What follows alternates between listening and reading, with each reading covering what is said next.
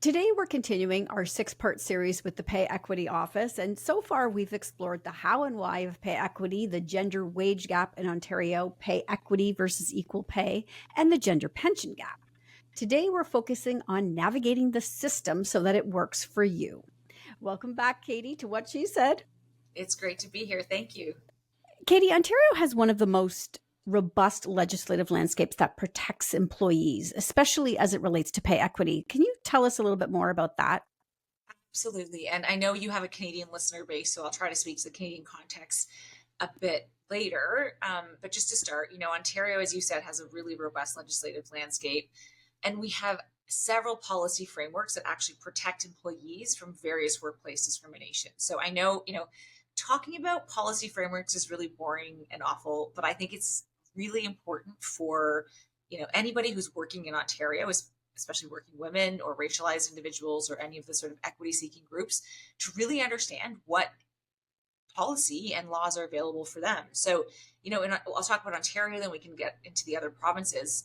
But in Ontario, we have the Employment Standards Act, Ontario Human Rights Code, and the Pay Equity Act, and the emerging pay transparency legislation that all work together to really address discrimination in the workplace. And they do it in different ways, which I think is important for people working in Ontario or whatever province they're in to understand the legislation and how they work together. So I'll just say a little bit more about each of the kind of acts here, and then we can get into Yeah, the of course. nuances across the country. So we've talked about this before, Candace, the difference between equal pay for equal work and equal pay for work of equal value, which is pay equity. So it's the Employment Standards Act that actually covers equal pay for equal work. And this is basically, all employees, regardless of gender or race, need to receive equal pay when doing the same job or what's called substantially the same job. So, if two cooks or two machine operators are doing the same thing or working on the same line, they ought to be getting paid the same. And there shouldn't be any discrimination paid on the basis of sex.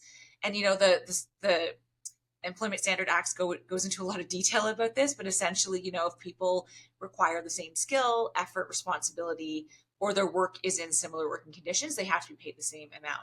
Of course, there are exceptions. So, things like tenure, educational attainment, pay for performance, those are acceptable differences in pay because we know if you, increase your educational attainment, you might be compensated for that. So there's some exceptions. Human Rights Code is pretty also explicit on protecting employment discrimination, and they've got a ton of criteria that are protected. I'll just go through some of them so your audience knows.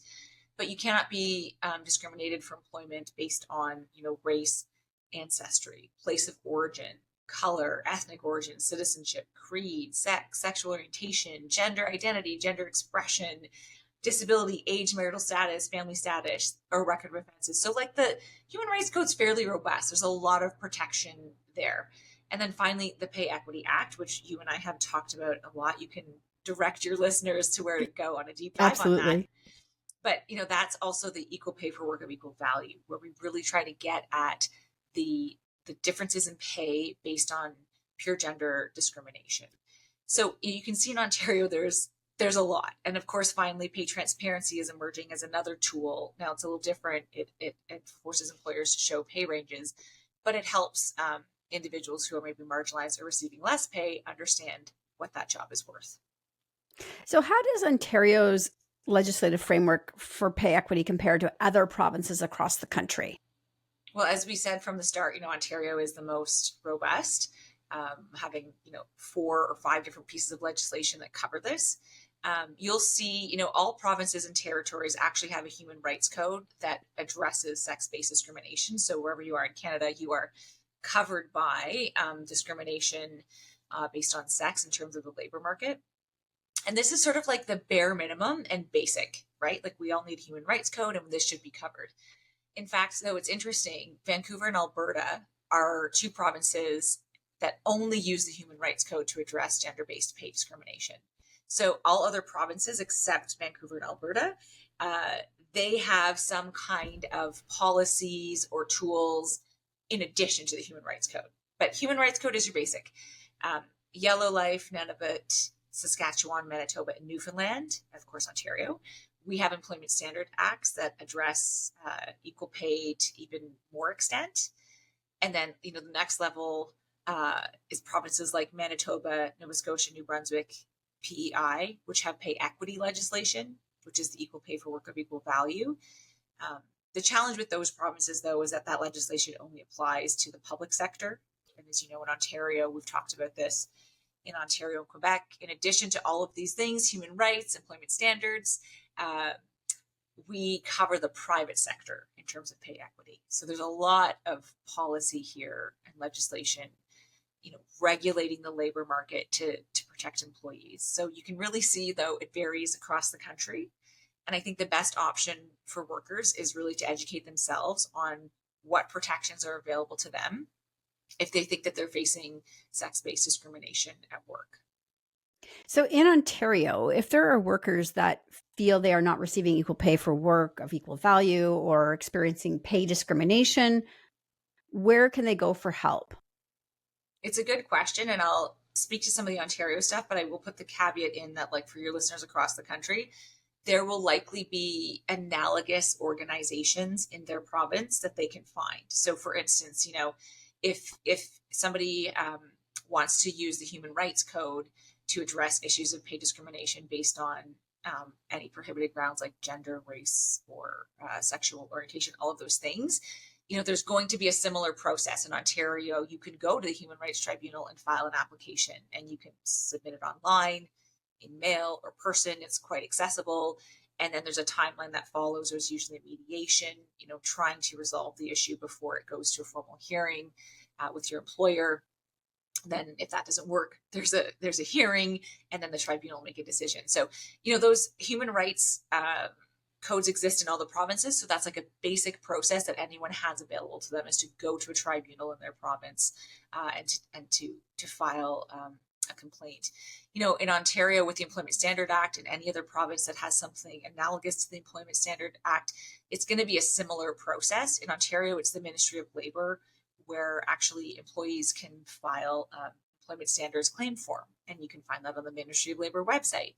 Again, they try to make it very easy. You could do it online, by mail, in person, and it's a really similar process. You gather information, you file your complaint, there's an investigation, and an employment standards officer will determine whether or not the Employment Standards Act has been violated. So there's a way for employees to use and understand their rights under the Employment Standards Act.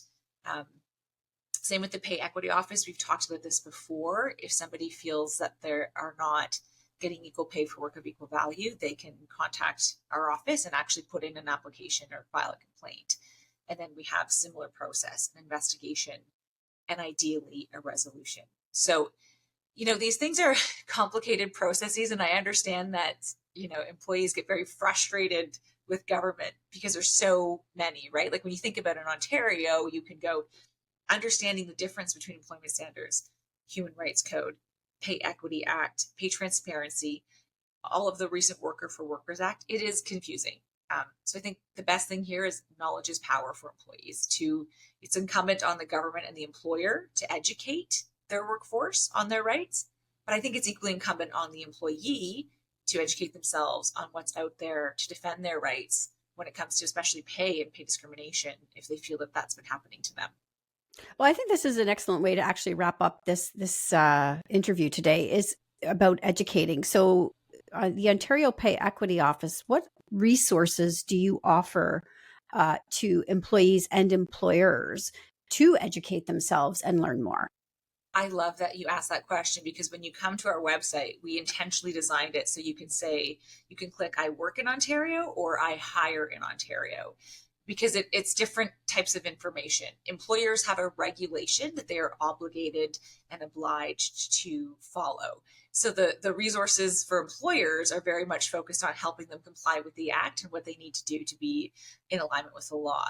Whereas the resources for employees or people who work in Ontario, the resources are really designed to help them understand, well, what is pay equity, first of all, how they're entitled to it, and how they can access it if they feel like their rights have been not met.